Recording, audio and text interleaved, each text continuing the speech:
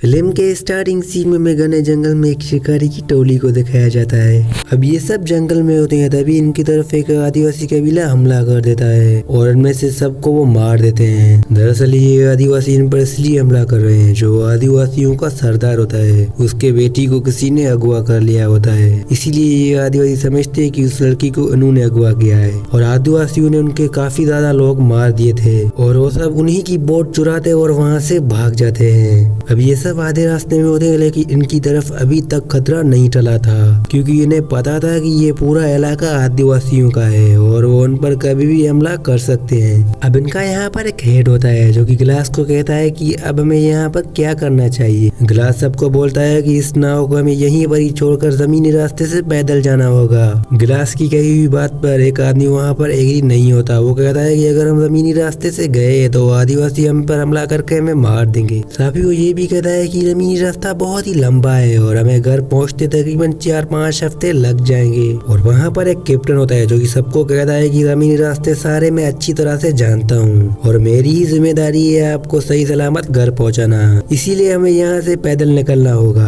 अब ये सब ये डिसाइड करते हैं कि ये सब जमीनी रास्ते से जाएंगे। फिर वो अपनी बोट खड़ी करते हैं और जमीनी रास्ते से निकल जाते हैं और बोट को पानी में खुला छोड़ देते हैं ताकि ये आदिवासी इनकी तरफ ना पहुँच पाए। अब ये सब के सब जंगल के रास्ते से अपना ट्रेवल स्टार्ट कर देते हैं और यहाँ पर सबसे बड़ी प्रॉब्लम इनके लिए ये है कि यहाँ पर ठंड बहुत है और उनका रास्ता भी कई हफ्तों का होने वाला है। उनके पास और कोई रास्ता भी नहीं होता और वो ठंड का सामना करने के लिए एग्री हो जाते हैं। फिर वो निकल जाते हैं। अगली सुबह हमें दिखाया जाता है कि वो आदिवासी अपनी बोट तक पहुँच चुके हैं और आदिवासी ये समझ जाते हैं कि ये जंगलात के रास्ते से पैदल गए हैं। फिर वो भी उनके पीछे निकल जाते हैं। तभी एक आदिवासी अपने सरदार को कहता है कि ये निशानात वेस्ट की तरफ जा रहे हैं। फिर वो सभी आदिवासी उन निशानों को फॉलो कर वेस्ट की तरफ निकल जाते हैं। दूसरी तरफ हमें शिकारी की टोली को दिखाया जाता है जो कि तेजी से अपना ट्रेवल कर रही होती है और एक जगह वो अपना टेंट लगाते हैं और उधर ही वो अपनी रात गुजारते हैं। अगली सुबह ग्लास सबसे पहले उठता है। वो अपनी बंदूक लेता है और जंगल में टहलने के लिए निकल जाता है। तभी ग्लास को फील होता है कि उसके आसपास कोई है, तो ग्लास फौरन अलर्ट हो जाता है। फिर वो जैसे आगे की तरफ देख रहा होता है तभी पीछे से उन्हें बालू अटैक कर देता है। वो बहुत ही बड़ा बालू होता है। ग्लास की बंदूक गिर जाती है और उन्हें पूरी तरह से बालू जख्मी कर देता है। ग्लास बहुत ही जख्मी होता है। वो कैसे भी कर अपनी गन तक पहुंच जाता है। वो उस बालू को गोली मारता है, लेकिन गोली का इफेक्ट उस बालू पे नहीं होता क्योंकि उस बालू की खाल बहुत ही मजबूत है। फिर ग्लास बालू पर चाकू से हमला करता है, जिसके बाद बालू आकर उसके ऊपर गिरता है। तभी वहाँ पर ग्लास के साथी आ जाते हैं। वो जैसे आते हैं तब पाते हैं कि ग्लास पूरी तरह से जख्मी है। उसके गले से काफी ज्यादा खून निकल रहा था। दरअसल उस बालू ने बहुत ही बुरी तरह से उसके गर्दन पर काटा था, जिसकी वजह से उसके गर्दन से बहुत ही खून निकल रहा था। साथ ही उसकी एक टांग भी टूट चुकी है, यानी कि वो भी चल नहीं सकता। दूसरी तरफ हमें आदिवासियों का सीन दिखाया जाता है जो कि जंगल में प्लान कर रहे होते हैं कि इनको कैसे भी करके हमें मारना है। दूसरी तरफ हमें दिखाया जाता है कि ग्लास के लिए वहाँ पर एक स्ट्रक्चर बना देते हैं और उस स्ट्रक्चर पे ग्लास को बिठाते हैं। फिर वहाँ से निकल जाते हैं, लेकिन आगे बहुत ही चढ़ाई वाला रास्ता है जिससे ग्लास को ऊपर ले जाना बहुत ही डिफिकल्ट होगा इनके लिए। तभी इनमें एक आदमी होता है जो कि सबको बोलता है कि गिलास के मुंह पर कपड़ा रखो। दरअसल वो गिलास को गोली मारने वाला था क्योंकि उसे लगता था कि गिलास अब नहीं बचेगा, इसीलिए वो उनको मारने वाला था। तभी वहाँ पर 2 आदमी कैप्टन को कहते हैं कि गिलास को छोड़ दो।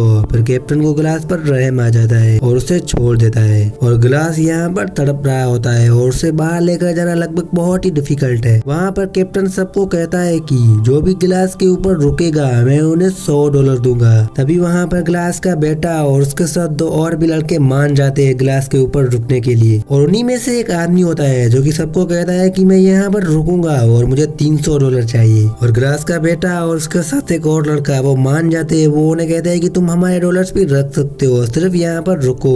फिर वो तीसरा आदमी भी मान जाते हैं वहाँ पर बैठने के लिए। रात को हम देखते हैं कि ग्लास की हालत बहुत ही खराब है। तभी वहाँ पर एक आदमी आता है जो कि फ्रीजर को कहता है कि यहाँ से 200 मील दूर आदिवासी यहाँ पर आ रहे हैं। तो फ्रीज फौरन उठता है और बोलता है कि कहाँ है आदिवासी। फ्रीज उस आदमी को कहता है कि मैं ग्लास को कहीं भी छोड़कर नहीं जाऊंगा, क्योंकि हमने अपने कैप्टन से वादा किया है। इसके बाद वो जो तीसरा आदमी था वो ग्लास को बहुत ही बुरी तरीके से घसीटते हुए गड्ढे की तरफ लेकर जा रहा था। फिर वो आदमी ग्लास को गड्ढे में डालकर ऊपर से मिट्टी फेंकने लगता है। वो आदमी फ्रीजर को कहता है कि हमें पता है कि ग्लास 2-3 दिन में मर जाएगा, इसके बाद हम अपने डॉलर्स कैप्टन से जाकर लेंगे। वो आदमी फ्रीज को लेकर वहाँ से चला जाता है, लेकिन फ्रीज को पता नहीं है कि ये आदमी झूठ बोल रहा है, यहाँ पर कोई भी आदिवासी नहीं आ रहे हैं। अब यहाँ पर ग्लास पूरी तरह से अकेला है, उसके लिए कोई भी यहाँ पर नहीं रुका। फिर ग्लास एक सूखे हुए ढांचे से मांस निकाल कर खाता है। फिर ग्लास रगड़ता रगड़ता पहाड़ी की एक चोटी पर पहुंच जाता है। वो जैसे नीचे देखता है तो पाता है कि वहाँ पर एक नदी है। फिर वो नदी के पास जाता है और वहाँ से पानी पीने लगता है। फिर रात को ग्लास कैसे भी करके वहाँ पर आग लगाता है, फिर वहाँ पर सो जाता है। और ग्लास इस नदी पर काफी दिन गुजारता है और वो वहाँ पर सूखा घास खाता है और पानी भी पीता है, जिसकी वजह से वो यहाँ पर जिंदा रह चुका है। तभी वहाँ पर एक आदिवासी आ जाता है जो कि ग्लास को मारने ही वाला था। तभी ग्लास पानी में छलांग लगाता है और पानी में से तैरते हुए बहुत ही आगे जाता है और वो एक किनारे पर रुकता है और वो वहाँ पर कुछ दिन गुजारता है। फिर हमें दिखाया जाता है कि ग्लास एक पेड़ के पास में सोया हुआ है। तभी वहाँ पर वो आदिवासी पहुँच जाते हैं। वो उसको काफी ज्यादा गोलियां मारते हैं, लेकिन वो घोड़ा लेकर वहाँ से भाग जाता है। तभी वहाँ पर एक बहुत ही बड़ी एक खाई आती है और ग्लास सीधा घोड़े समेत उस खाई में गिर जाता है। इस इंसिडेंट के बाद घोड़ा तो मर जाता है, लेकिन ग्लास वहाँ पर जिंदा था। लेकिन ग्लास यहाँ पर ठंड से नहीं बच पाएगा। फिर उसके दिमाग में एक टेक्निक आती है। वो घोड़े के पेट को चीरता है और उसमें से सारे सामान बाहर निकालता है। फिर वो उस घोड़े के खाल के अंदर बैठ जाता है, जिसकी वजह से उसकी जान भी बच जाती है। इसके साथ इस मूवी का यहीं पर ही एंड होता है। दोस्तों मैं उम्मीद करता हूँ कि मूवी एक्सप्लेनेशन आपको पसंद आई होगी। अगर पसंद आएगी तो मेरे चैनल को सब्सक्राइब, वीडियो को लाइक कर देना।